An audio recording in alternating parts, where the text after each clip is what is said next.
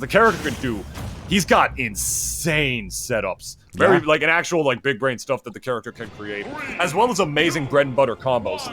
I've literally heard people call him good Luigi. And I couldn't agree with that more after playing, in, like, what I did. Like, the character just grabs you and then gets those resets with the forward air into the re-grab and whatnot. And that stuff is true. Like, you can SDI as much as you want, but you better hope your character's light or your thumb stick is bleeding. And you also better hope that you can get enough blocks underneath your feet to avoid the self-destruct. Wow, how'd he get down Citadel. there? He air dodged towards the ledge, and the air dodge just didn't grab the ledge. Rough start. He just went right past it. Rough start for Citadel. Yeah, that was actually a really bad start for Citadel. Now he's in disadvantage. Now he's fighting from behind against Sephiroth. Not a good position to be in. I mean, it's not good. I mean, honestly, the positions you fight against Sephiroth are never really great because if you're ahead, then you're dealing with like wing and. But in any case, now down pretty heftily here with basically an entire stock and mining for materials. I guess just trying to get the diamonds. I mean, that's how you do get some early stocks with this character after all. And gonna have to be pretty calculated here with some of the setups, and gets a little bit of an opportunity. There's the wing coming out. Now the question is, how often is Sephiroth going to do the blade dash in comparison to the Octo Slash when he's off the level? Because I feel like if Steve is able to build a wall, as the up tilt is not going to take the stock, wow.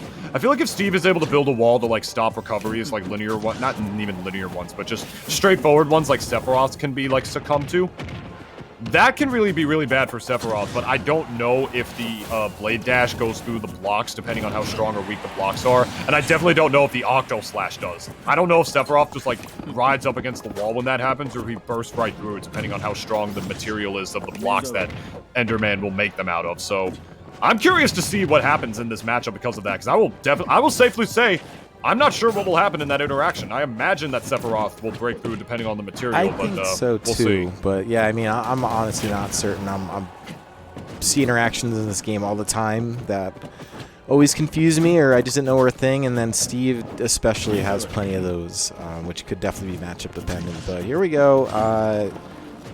Okay, not going to get the up smash confirmed, but is going to get the up smash regardless. That's going to be 2 up smash codes for Citadel this first game.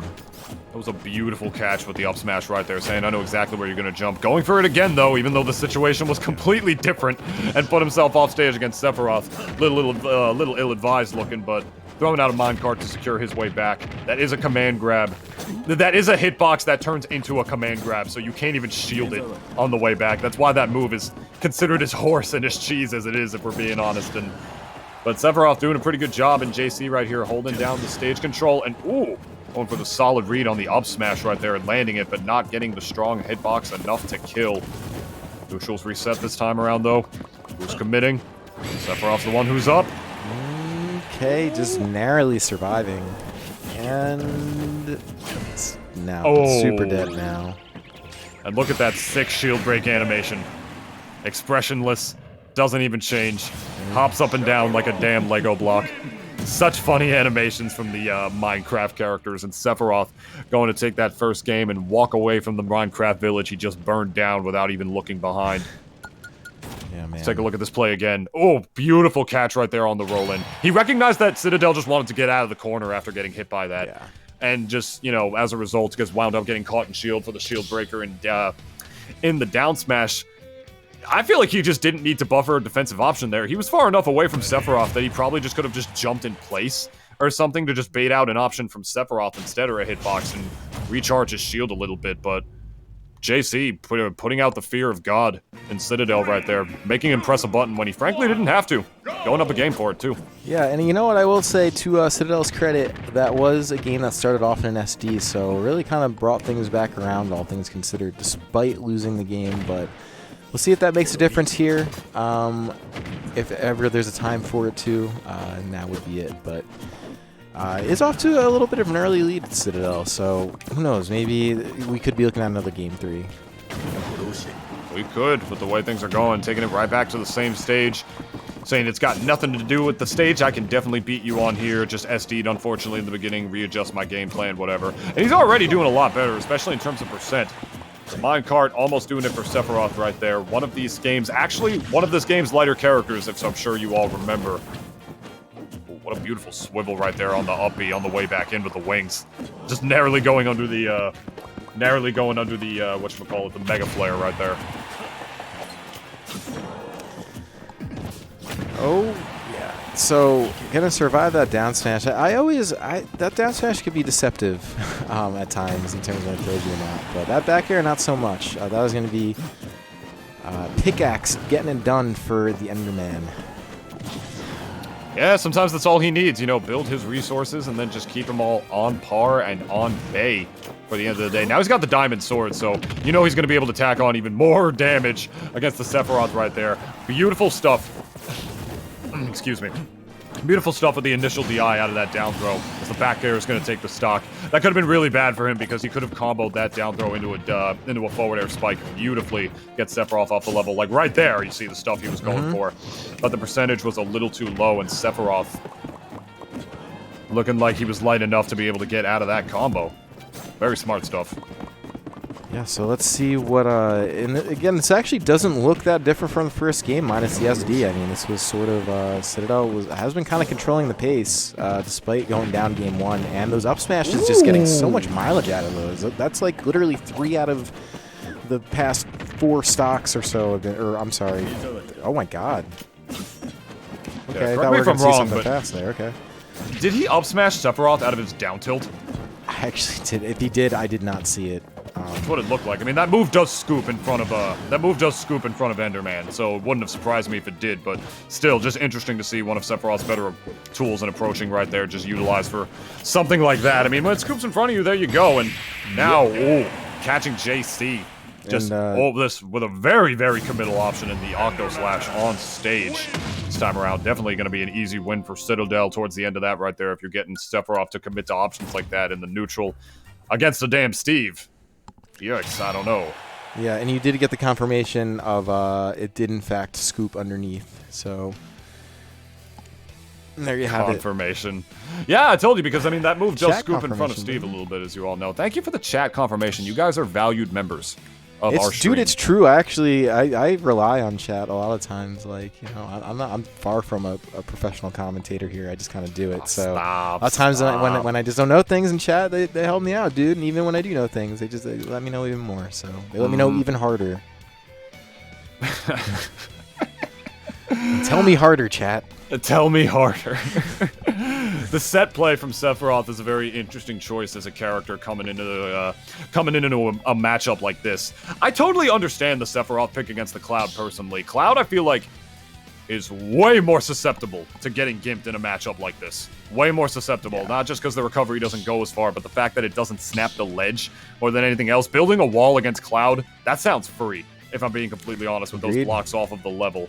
On stage, it depends. I'm not sure how oppressive Cloud can really make it. I mean, Steve doesn't always play like those like little 50-50 fundamental neutral games. Like you mentioned, Steve is not exactly that kind of character. He's what we in North Jersey call an esports character.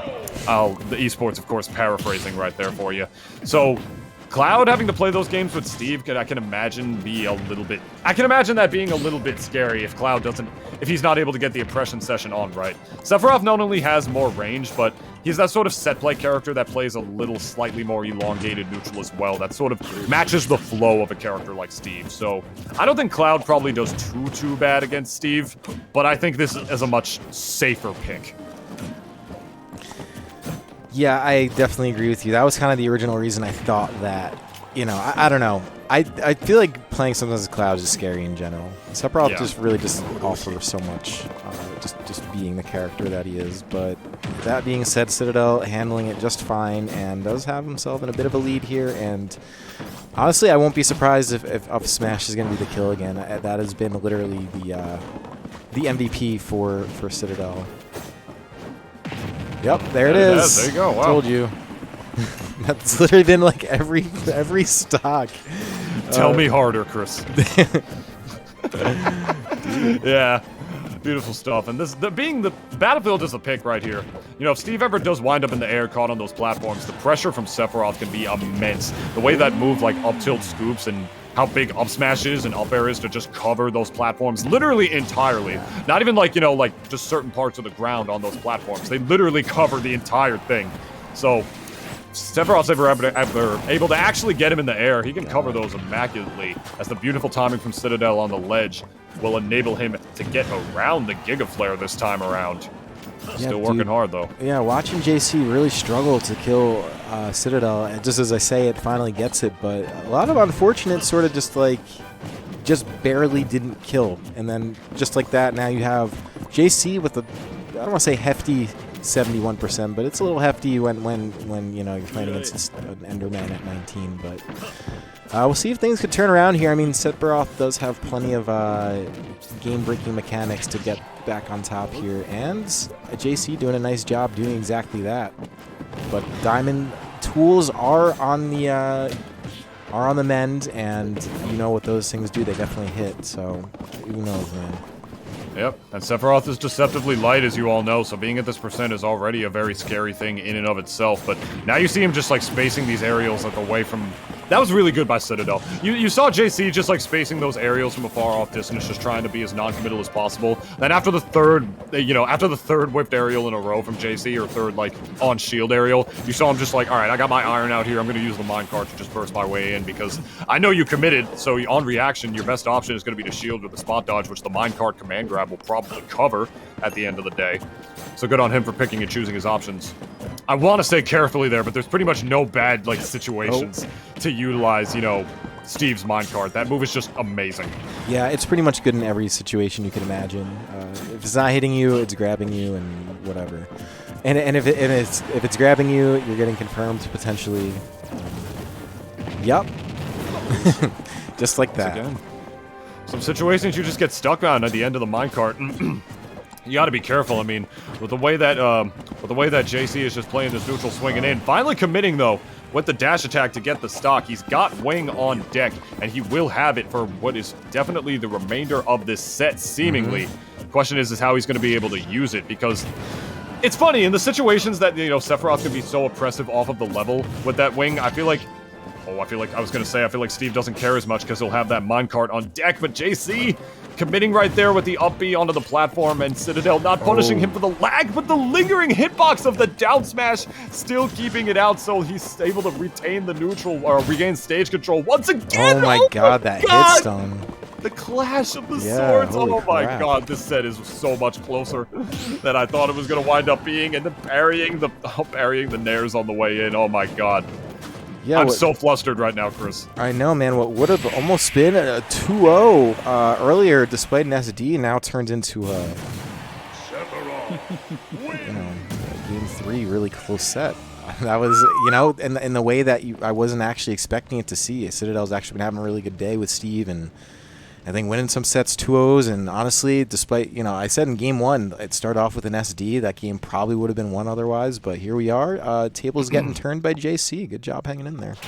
Yeah, able to hang in clutch. And like I said, that Sephiroth pick, I think was really good for him. Having that little bit of extra range in the neutral is one thing, plus the snap in the, what am I trying to say? Plus the snap and the shadow flare. That is like a quick little check move in the neutral that can keep a character like Steve at bay. The one who will literally want to hold down one button to mash and approach you. Yep. I was looking at Hangman. To just mash and approach you on the way back in. That's one thing that I'm just so scared of for Cloud. I feel like I mentioned, I think Cloud would actually have to sort of play the game against Steve. A character who doesn't want to play the game. He doesn't have to play the game, you know? Sephiroth, of course, has like the Shadow Flare that can actually keep him in check, plus off the level is huge. Like I mentioned, you know, Steve building those walls, I feel like can just totally just be such a detriment to a character like Cloud off of the level. A character whose recovery is already a little sus in the fact that he is one of the few characters that does not auto-snap to the ledge. Sephiroth, on the other hand, snaps to the ledge, and he's got that distance, plus the Octo Slash that'll burst through some of those, blocks depending on the material, which it is the weaker material first for the blocks. I honestly think the Sephiroth pick was really good. For him. Had the set potentially gone a little differently if that SD didn't happen in the first game, I don't know. Citadel seemed to get some pretty good beats on this man, but